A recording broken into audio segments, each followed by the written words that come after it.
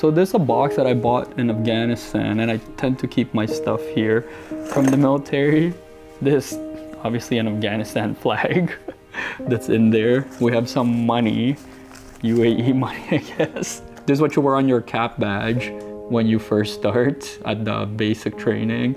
And then you switch to this one for the infantry. And then eventually your regiment one, which I don't have here. There's the watch that I used in Afghanistan, which is broken now.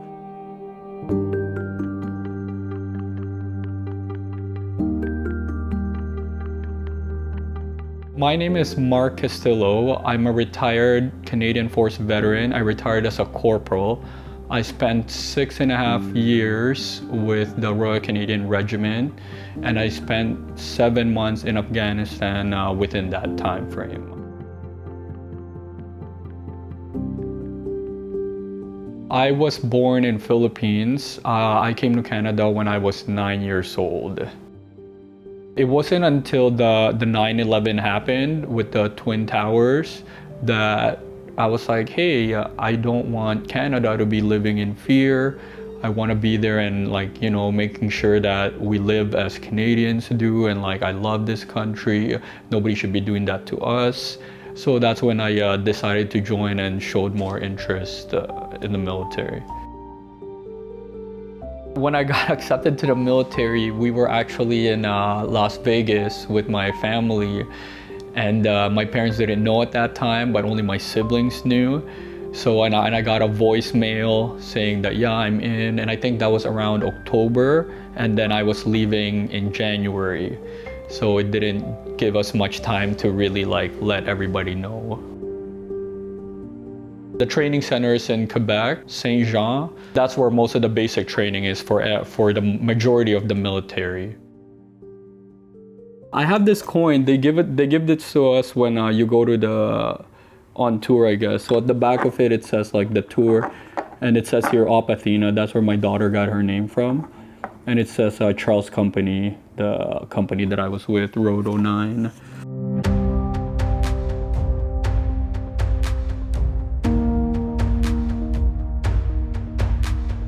I was deployed in Afghanistan. I think May 2010 till about December 2010. It was about 7 months. Going over there, it was crazy. I mean, it is very memorable. There was a lot of good things, a lot of bad things as well. The day-to-day life is very unpredictable. We were in an area called Spurwingar, and it happens to be one of the area where there's the most IED, improvised explosive device. So there's bombs everywhere, all around us. There's a bridge where we had eyes on it every time, but somehow there was always a bomb there. So it was kind of expected. It was like a cat and mouse game over there. Everybody takes turns doing something. It might not on your day off where you're supposed to be resting, you could be called because something happened. So you couldn't really let your guard down, so to speak. We got mortared once in a while, even in base. We got hit with one where luckily it didn't blow up. It just landed. We go on patrols. That means you go outside. When we go out, it's mostly to provide security, to clear some path. We were there always trying to build schools and stuff for the children and kind of just help out the villagers there, the one who just want to live. So that was our role there, was really to keep them safe. The day-to-day is just very unpredictable, is the way I can explain it. The most challenging thing in Afghanistan there is really you didn't know if you were gonna come back. Some people left, notes and cards all the time for people they might leave behind. I know we've been shot at multiple times. I actually sat on an IED, which luckily enough didn't blow up. And the more you stress out about it, the more stressed you'll be, I guess. So we were always told to just kind of like relax, follow your training, you know what to do, because being stressed out is not good over there. You gotta kind of be a little bit calm within the chaos.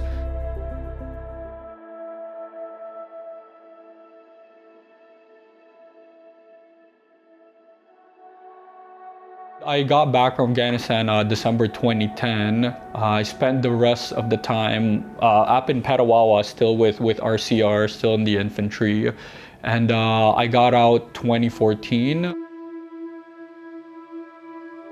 The transitioning part for me was hard. When you get back from the military after tour, everything switches. I remember driving out of there was like really difficult because it was like, well, this sucks because it's such a big part of your life, and all of a sudden you're gone, and you don't even know what you were gonna do when you get out. I know some of the guys, that's where they have the hardest time, when they're transitioning from like where you were loved by everybody, everybody likes you, everybody there's your teammate, to now you're going to a new area, civilian world, where nobody there will ever understand what you went through. It's hard. It's really, really hard. It's probably like the hardest thing I'm ever doing, is to just go on every day. The thing with not just military guys, but guys in general, they don't want to ask for help. Some of them bottle everything in till it comes out, doesn't come out constructively. Honestly, it's not easy. Like I have a hard time once in a while, you know, I see somebody too once in a while. But there is help. Like I went to Veterans Affairs, talked to them what I was going through. There's more help now. I think probably because we have lost quite a few people. A lot of guys are comfortable talking to me though, because I listen to everybody. I always give everybody a different perspective in life. Honestly, anybody, I'm sure there's somebody there that's willing to help you. It could be like your parents, your friends, somebody you're close with, aunt, uncle, cousin. So that is the hardest part, is just trying to encourage everybody to just get help. This time of the year, it's difficult because it's called Remembrance Day for a reason. So I do have friends that I have to remember and that I want to remember. So this time of the year, it's always tough. I know my wife, my daughter, they're great. They're with me all the time, and they help me get through everything. Just having them around and having something to look forward to, a place where you can feel like you have a real family. Like I use it to make me better, help me keep going, help others keep going. You know, so that's how I use my family as a motivation.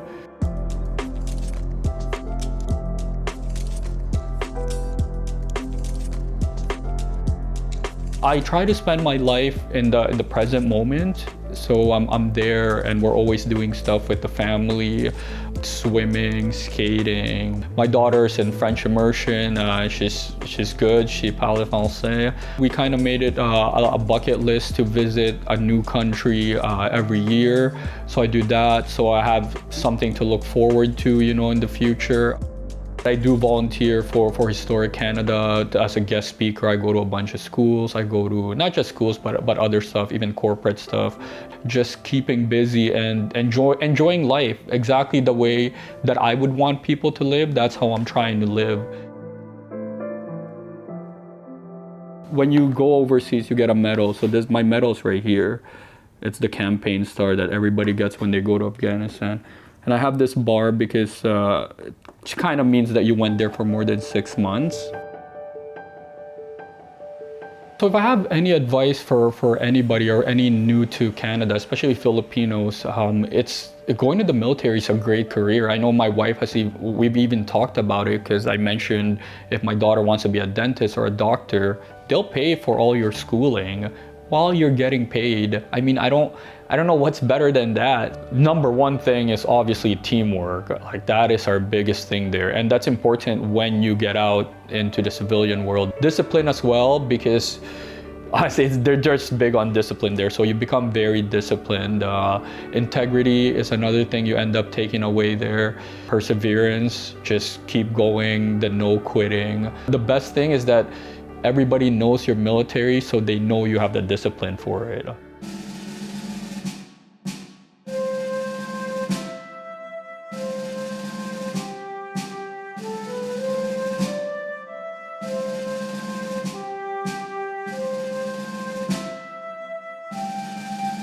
The best way to thank us is to just be a good Canadian citizen. That's all. Don't come to the parade once, but for the 364 days of the year, you're like this person who's just actually very bad to society and just bad to the people around you. So that's not really giving respect. Respect is doing it every day. I just want people to live the life that we would want for them, you know, like no need for violence. Just we're here, we're Canadians, we can help each other out, we don't need to put anybody down. Just be here and lift each other up. I'm not sure why it's so hard, but that's what it takes to really say thank you, because this is what guys like us fought for, so you guys have the freedom to do these. Just live your life. Like, that's it, without hurting anybody.